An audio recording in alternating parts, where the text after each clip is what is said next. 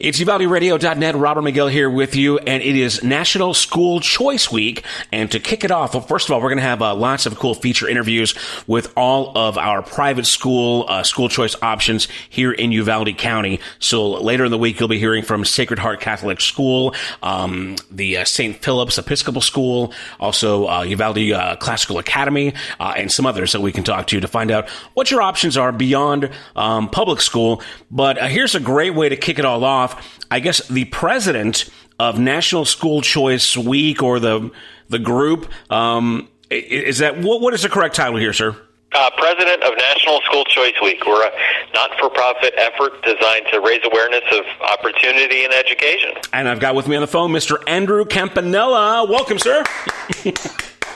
Thank you very much. I appreciate it, and I'm glad to be here. Well, now, I'm sure you're going to give us lots of cool information about School Choice Week. Now, first of all, tell me, where are you checking in from? Where are you guys based out of? Well, we have staff members all across the country, but I am in Miami, Florida. Nice. All right. How's it going over there in Miami? Pretty good. Nice and warm. No complaints.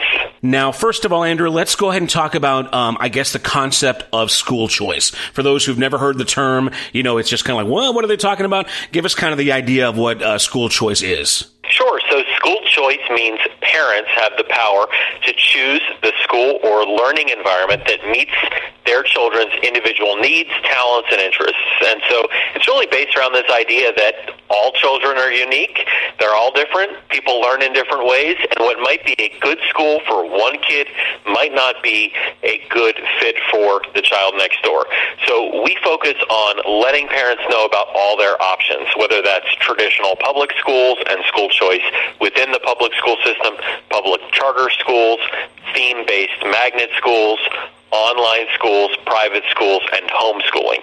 We look at all of them equally, and we inform and educate parents about the options they have for their kids so they can help find the right fit. Give me, I guess, the background of the concept of school choice. And I'm sure, we all had like homeschooling back in the old days, and then there was public schooling. And I guess at some point there was a conversation, right, that said, hey, you know what? Public school isn't serving everybody's needs. Give me the history, I guess, if you know it, as to how this kind of came as a concept and as something that you guys are kind of carrying the torch for. Sure. So I'll do this in a nutshell. Homeschooling was the first type of school choice available. Most people homeschooled before we even had public schools available. Then there were private schools, and then there was compulsory public education. Really only came into being in the early 20th century. But throughout much of the 20th century, students who went to their local neighborhood schools were able to, even if they didn't do well in school, be able to get jobs in their communities because there were factories and there were lots of different types of employment options. And as we as a nation embraced more free trade and the world became smaller in a way, and people were able to, companies were opening parts of their business outside of the United States, the global competition for jobs got much more serious. And people realized in the early 1980s that we need to make sure that every student has the skills to compete in a more high-tech, a more skills-oriented economy. And so recognition then that, one size doesn't fit all, and we really need more options for families because we can't assume that kids, even if they didn't do well in school, would be able to get a job in their community. We need to do everything possible to make sure they're able to acquire knowledge. And so the first step was the creation of open enrollment programs in public schools, which let families choose schools outside of their zone or district, and then the creation of public charter schools in communities, and then tuition assistance programs to help families with the cost of private school. At the same time, you had magnet schools, which are theme-based and focus on things like math, science, technology, and the performing arts. Those came online, developed by school districts working together, and as the technological revolution continued, online public schools, which are fully online year-round and full-time. So that's the, in a nutshell, example of how school choice came to be. It's really happened over the last 30, 40 years. Now, again, we're talking to Andrew here with National School Choice Week. Tell me, as far as your specific, I guess, group, nonprofit, when did you guys officially start, and I guess what was the impetus there? Yeah, so we're on our 11th year now, wow. And we started because we recognized that there were no other organizations across the country that focused equally on all types of schools. There are a lot of groups that focus on promotion of one type of school or another type of school or one type of school choice, but for families, they don't really need to hear as much of the advocacy arguments as they do just facts and practical information about all these different types of options. And so that's why we started to really bring the discussion about K-12 education into living rooms and into kitchens of families all across the country, and really bring this in a positive way and hopefully inspire parents to become active choosers, meaning people who actively choose their children's education. We're not encouraging people to leave certain types of schools. We're never saying that one type of school isn't a good fit for all kids, but we recognize that for many families, they do want options, they do want choices, and there are more choices than ever before, so let's let people know about them. Interesting. Now, obviously, this is National School Choice Week, so you guys are busy. I'm sure the last several weeks have been a flurry. But on the regular, average, Monday through Friday, 9 to 5, in the middle of the summer or in the fall, what exactly do you do within your office and those around you? Oh, great question. Our team works year-round, so we have folks all across the country who work with us, and they work year-round. And what they do is they develop resources for parents. We have roadmaps and guidebooks and school choice snapshots for each of the 50 states that really gives parents an idea of how to start the process of looking for a school or learning environment for your child.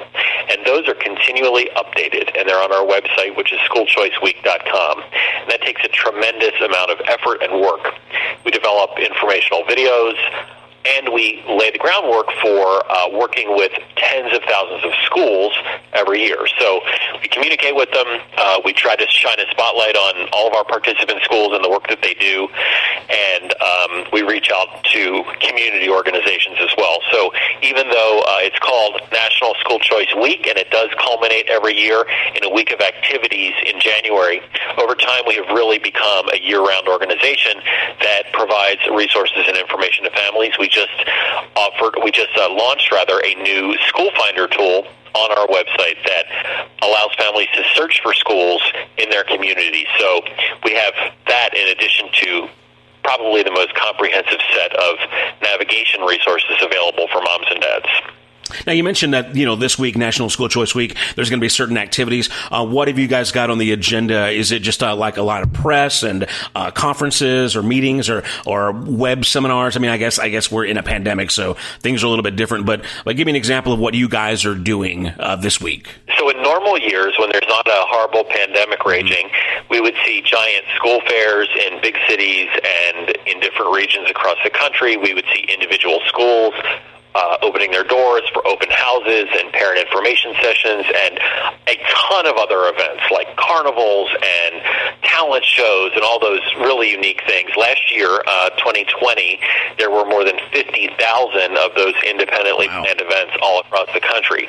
And this year, we recognized early on that we couldn't do things the same way because of COVID, and we didn't want to risk it, and we certainly don't want to risk anybody's health. So we asked everybody who participates not to do any in-person events. So instead, there's going to be a lot of things online. You're going to see a lot of video contests and videos of students and parents and teachers. You're going to see virtual school fairs where people can learn more about individual schools through web-based platforms.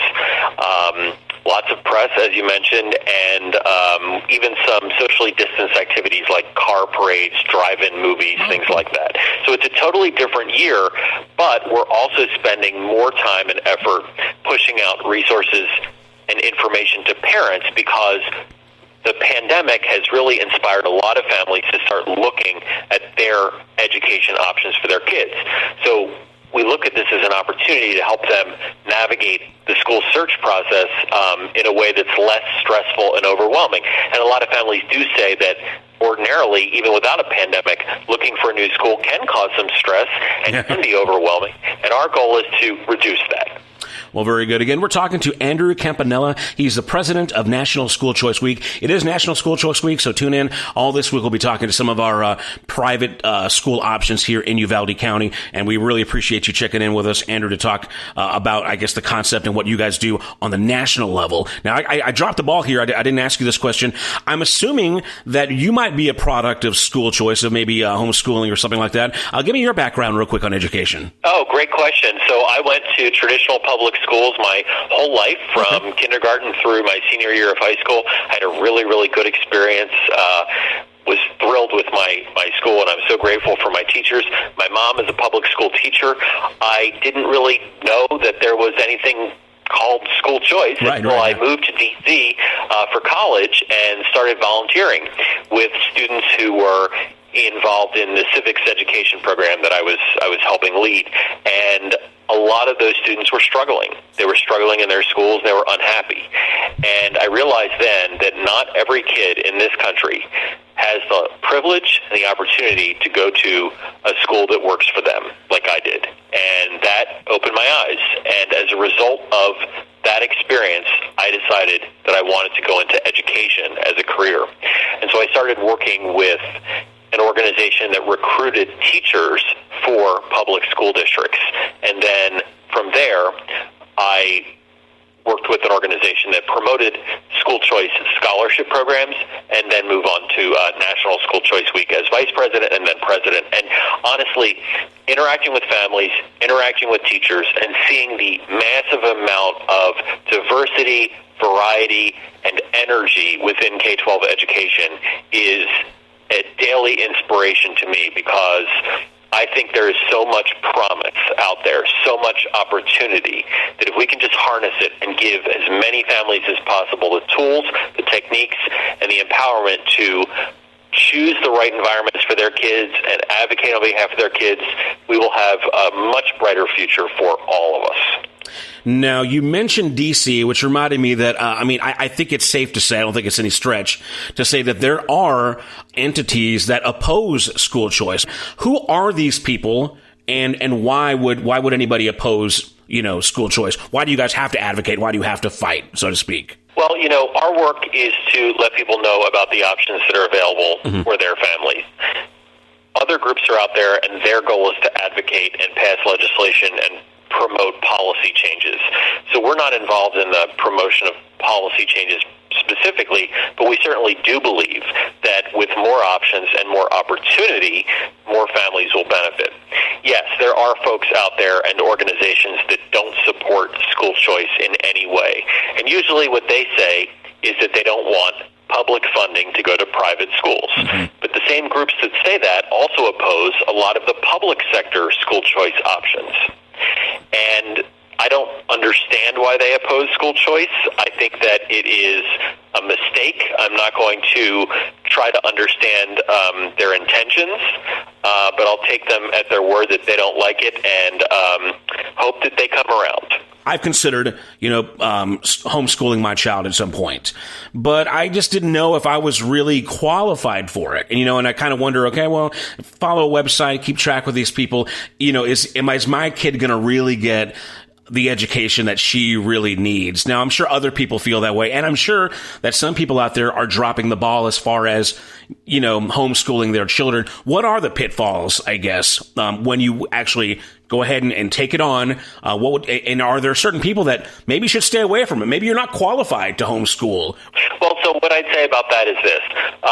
When you look at the homeschooling community across the country, there are so many families who have opted to take the education of their children into their own hands, follow, obviously, state law and state policies, and every state has its own law about how to get started with homeschooling and what you need to do when you are homeschooling. But families will find that they're not alone. There are a lot of other parents out there who will help you, who will give you advice. There are a lot of resources online. So, for example, if you have to teach your child physics, and I always use this example, that was my worst subject. Yeah, scary. And you don't know anything about physics, and you're at that point where it's time to do the physics class, you can find an incredible online course for free that can augment your home instruction. There are groups called homeschooling collaboratives and cooperative teaching where parents get together and sort of do homeschooling together. So the homeschooling community provides a lot of resources and support for families. So it's really not, you're not on your own. You've got a lot of people who are out there willing and able to support you. There's also curricula that you can use and purchase that will help you go through the process. Lots of different providers, high-quality providers that will help you teach subjects that you might not be so intimately familiar with yourself. Again, we're talking to Andrew Campanella. He's the president of National School Choice Week. The website is schoolchoiceweek.com? That's correct. So for those that want to get on there and get involved or get more information, what do you suggest when they go to the website? Where should they go first? Sure. I think you should click on your state right at the top. Okay. And right there, you click on your state, and you can find out all the options available to you, and then within those blog posts and those articles, you can actually search for schools in your community using a bunch of different factors. Well, man, Andrew, thank you so much for this great information. We hope you guys have a wonderful and, despite the pandemic, very successful National School Choice Week. It is your time, sir, so y'all have a great time.